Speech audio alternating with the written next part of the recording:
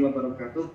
Waalaikumsalam. Dosen pengampu. Waalaikumsalam warahmatullahi wabarakatuh. Bapak Dr. Lutfi Hamidi dan teman-teman kuliah sekalian yang saya banggakan. Pada kesempatan kali ini perkenankan saya mempresentasikan sebuah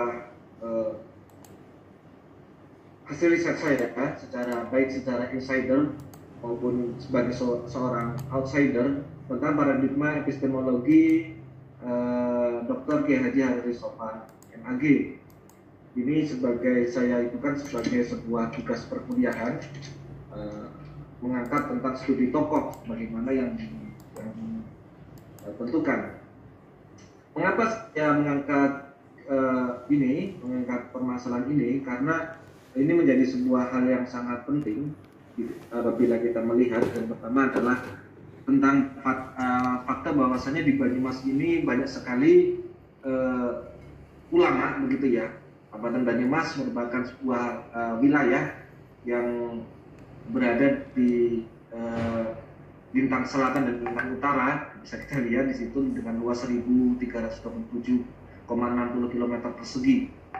Yang kedua, fakta kedua adalah Kesenian Banyumas wilayahnya meliputi dulu, begitu ya. Kesenian Banyumas wilayahnya meliputi Kabupaten Banyumas, Banjarnegara, Cilacap, Purbalingga, dan Kebumen seharusnya dulu ya. Jadi bicara Banyumas itu wilayah lingkupnya begitu. Kemudian terbentuk wilayah Kesenian Banyumas ini terbentuk setelah mangkatnya Sultan Hadiwijaya. Sultan Hadiwijaya ini mangkat pada tahun 1582. Kemangkatannya menandai runtuhnya Kerajaan Pajang dan berdirinya Kerajaan Mataram. Banyumas sebagai bagian dari Kesultanan Pajang mengikuti perubahan dan beralih menjadi atau berada di bawah kekuasaan Kerajaan Mataram dan dipimpin oleh Panembahan Senopati atau Raden Pustawijaya yang lahir pada tahun 1587 sampai 1601.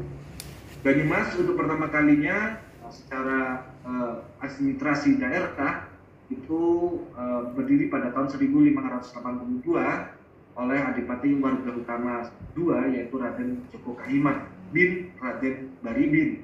Raden Baribin ini sendiri adalah adiknya dari Prabu Bariwijaya V, yang kalau di Banyumas ini makamnya ada di daerah Sikancau ya, daerah Roya sana.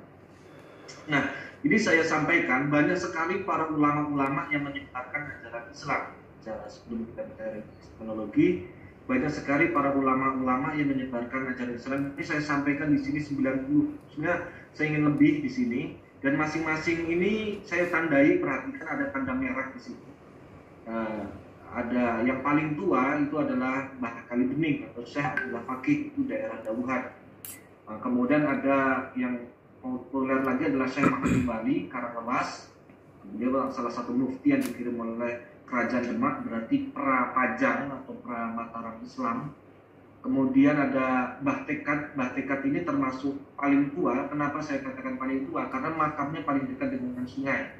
Jadi ketika kita belajar studi tokoh, kita harus mempelajari aspek kesejarahannya juga. Jadi bukit yang paling dekat dengan Sungai Serayu adalah Bukit Kendali Sada. Ini di situ ada Mbah Tekad, dan diduga dia 11-12 tuanya dengan Mbah Kali Bening atau Syekh Abdullah Fakih. Sebutkan Syekh Abdullah Fakih adalah murid dari Mbah Atas Angin, yaitu tokoh penyebar Islam dari daerah Maroko. Kemudian ada lagi yang saya tandai adalah Syekh Muhammad Ilyas Sokaraja. Ini merupakan salah satu ulama kontemporer yang mutakhirin yang membawa thariqah ke daerah Banyumas. Ini sangat berpengaruh secara di zaman modern ini. Kemudian ada lagi di sini saya tandai nomor 51 ada Mbah Mardiung di daerah Sudagaran Banyumas. Ini kurang terawat makamnya. Kenapa saya katakan tua? Karena sekali lagi salah satu indikator makam itu tua, tokoh itu tua. Ada kalau kita bicara aspek sejarah tokoh itu, kita harus berbicara masalah periodisasi. Kenapa dianggap saya tua? Karena dekat dengan sungai. Kita ingat dahulu sungai adalah jalur utama, bukan jalan darat. Nah, semakin dekat makam dengan sungai, diduga kuat makamnya akan semakin tua. Dan tanda yang kedua adalah tempat yang paling tinggi. Tempat yang paling tinggi. Pertama, kalau dekat dengan sungai adalah Kendali Sada, tetapi yang lebih tinggi lagi ya Aceh, tapi itu kenapa saya tandai tanda merah. Kemudian nanti ada kalau di daerah ini, di daerah daerah Purbalingga itu dikenal adalah Sayyid Kuning. Sayyid Kuning ini merupakan masih kerabat dari Sunan Gunung Jati yang dakwah di daerah Merebet, daerah Desa Onje di masa periode Adipati Ure-Ure, daerah sana. Nah ini merupakan salah satu yang tertua juga. Mengapa? Karena Adipati Ore-Ore ini, Adipati Merebet ini ada sebelum Kadipaten ini Wirasabar. Berarti sebelum Banyumas. Dia masih 11-12 atau hampir satu periode dengan Pasir Luhur. Ya. Luhur. Tapi masih lebih tua Kadipaten Merebet. Kemudian terakhir yang saya temukan sendiri adalah yang paling akhir, tapi ini lebih tua daripada Mbah Ilyas Sukaraja, yaitu Panglima Mazmur. Ini salah satu yang ini tanda makamnya masih ada tertulis di makam. Sangat jarang sekali di Banyumas ini nisan itu bertuliskan. Jadi nisan batu bertuliskan gitu ya. Nah di pusara di Panglima Mazmur ini tertulis jelas Panglima Mazmur, Panglima Raja Mazmur dari Turki. Nah, di daerah Kendali Sada. Kenapa ini saya angkat? Karena ini menandai ketika zaman beliau wafat 1871, sekitar awal Diponegoro bergejolak. Bahkan konon, kalau saya punya keyakinan, ulama ini masuk ketika sebagai utusan bantuan perang karena beliau panglima itu dari termasuk pasukan Janisari ini yang menjadi debat kembali di kalangan sejarah. Benarkah pasukan Janisari itu ada di Indonesia, yaitu utusan pasukan Turki untuk membantu perang di Diponegoro. Nah, ini ulama-ulama ini jumlahnya ratusan di daerah ini, belum di daerah Banjar belum saya eksplor. Kemudian daerah Purbalingga juga baru sedikit yang tua-tua saja. Artinya apa? Banyak sekali ulama yang belum mendapat apresiasi, belum mendapatkan tempat untuk diangkat pemikirannya, kiprahnya, kemudian pemikirannya. Mengapa tidak diangkat? Karena kita kesulitan untuk mengakses beliau-beliau itu. Keilmuan yang ada modern hari ini itu belum bisa menjangkau mereka semua karena keterbatasan metodologi yang ada. Itu bila kita punya kearifan lokal yang bisa menghapus sekat itu. Kemudian saya berangkat lagi, metodologi sejarah dan studi tokoh. Studi tokoh merupakan salah satu jenis penelitian kualitatif. Ini yang atau kualitatif riset yang diaplikasikan guna mengurai problem dalam sejumlah riset akademis. Substansi tokoh, studi tokoh adalah pada kajiannya yang mendalam, sistematis, kritis terhadap tokoh, gagasan intelektual dan gerakan masyarakat yang melekat pada tokoh tertentu. Ini menurut Mustaqim dan Al-Quran. Ini ada di pustaka. Kemudian penelitian studi tokoh setidaknya dilaksanakan dalam dua ruang lingkup. Pertama, studi tokoh yang lazim dilakukan dengan pendekatan sejarah atau historical approach. Jadi bicara tokoh adalah bicara sejarah, itu sudah ex officio. Kemudian bersifat substantif dan diungkap secara ringkas dalam deskripsi khas yang sejarah. Yang kedua, berarti bicara tokoh dan bicara sejarah. Yang kedua, bicara tokoh diungkap menurut bidang penguasaan keilmuan intelektual objek yang diteliti. Namun dalam aspek penelitian, dikotomi pendekatan dalam premis di atas tadi itu ternyata mengandung problem tersendiri, ya. Tadi masalah sejarah tadi. Kita gimana sampai kemarin ketika kampus kita akan dinamai Syamatul Bali saja kita kesulitan untuk mencari tokoh. Ini problem sendiri. Nah ini mengingat kenapa? Karena studi tokoh ini senantiasa memiliki penajaman analisis tertentu yang tidak selalu terkait dengan bidang kajian keilmuan akademik tokoh yang diteliti. Artinya begini loh, ketika misalnya kita ingin meneliti Syamatul Bali, Syamatul Bali kan lebih ke dakwah ya, penyebaran Islam, bukan ke bidang keilmuan, artinya ke bidang akademis. Beda dengan misalnya Sunan Gunung Jati yang memang beliau itu memiliki padepokan atau universitas atau lembaga pendidikan gitu ya. Ini menurut Harahap ini metodologi studi tokoh Harahap ini masih menjadi studi tokoh yang mainstream sampai hari ini. Metodenya, kemudian urutan penelitian dilakukan terhadap tokoh. Pendapat yang tidak bisa kita tinggalkan adalah pendapatnya Raharjo, yaitu esensi cendekiawan atau studi tokoh tadi bukanlah terletak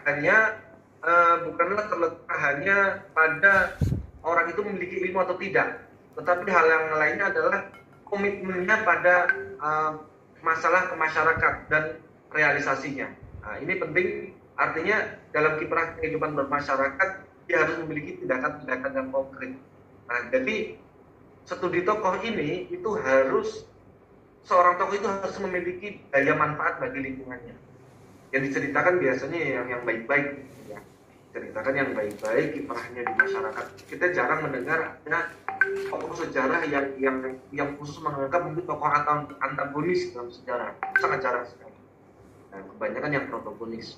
Selanjutnya, intelektual muslim menurut Bruce Nielsen adalah academics who often specialize in non-Islamic subject but have profound knowledge of and strong commitment to Islam. Jadi yang namanya tokoh itu ya dia memiliki kekhususan, baik dia bukan hanya masalah tentang Islaman saja, tetapi masalah pengetahuan dan komitmennya terhadap Islam. Jadi bukan hanya seorang akademisi, tapi juga seorang akademik, tetapi juga seorang aktivis, begitu ya. Tidak harus pintar, tetapi dia rutin atau melakukan pemberdayaan di masyarakat. Dia memiliki komitmen pemberdayaan di masyarakat. Nah, itu studi tokoh. Pada kesempatan kali ini saya akan mengangkat studi tokoh yang masih segar bagi kami dan kita semua, yaitu tentang mengangkat studi tokoh Dr. Kiai Haji Haririsofan. Mengapa? Berangkat dari premis di atas tadi, rekaman dokumentasi terhadap tokoh yang sulit kita temukan ini membuat kita kehilangan tokoh itu sendiri. Sekali lagi saya ulangi, dokumentasi terhadap tokoh, kehilangan dokumentasi terhadap tokoh itu kehilangan tokoh itu sendiri. Dan ini kita harapkan tentu tidak terjadi ke depannya. Nah, Kiai Haji Haririsofan ini lahir di Wonosobo pada tanggal 11 September 1957. Tetapi pada keterangan beliau, mangkatnya beliau, malamnya berarti sebelum beliau meninggal, itu beliau pada saat itu sebelum beliau meninggal, malamnya itu mengumpulkan keluarga. Kebetulan tasyakuran ulang tahun beliau ya.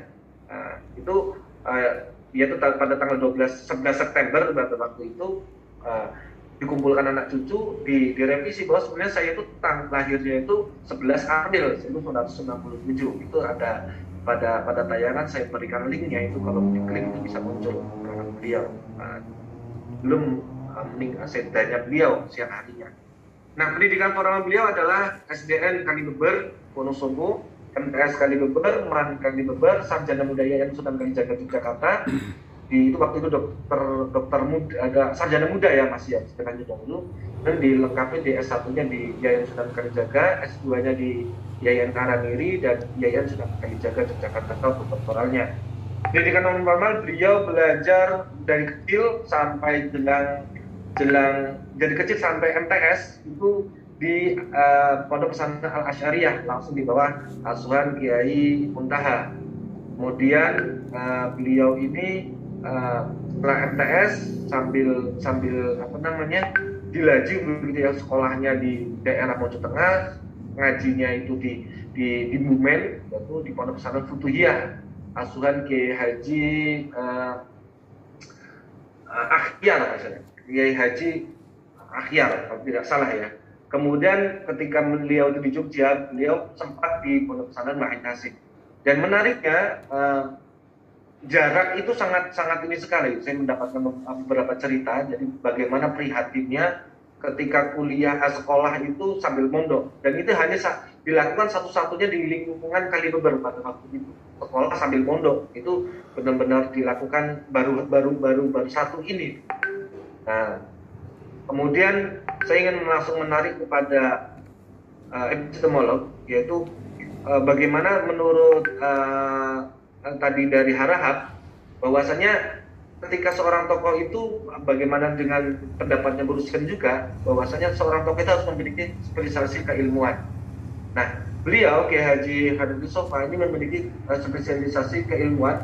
Pertama adalah usul fiqh, yang kedua adalah tafsir hadis, dan yang ketiga yang keempat ini merupakan analisis saya, yaitu organisasi dan dakwah. Organisasi dan dakwah ini merupakan hobi beliau, dakwah dan organisasi, sebagaimana tercantum di dalam profil beliau. Nah, karya-karya beliau adalah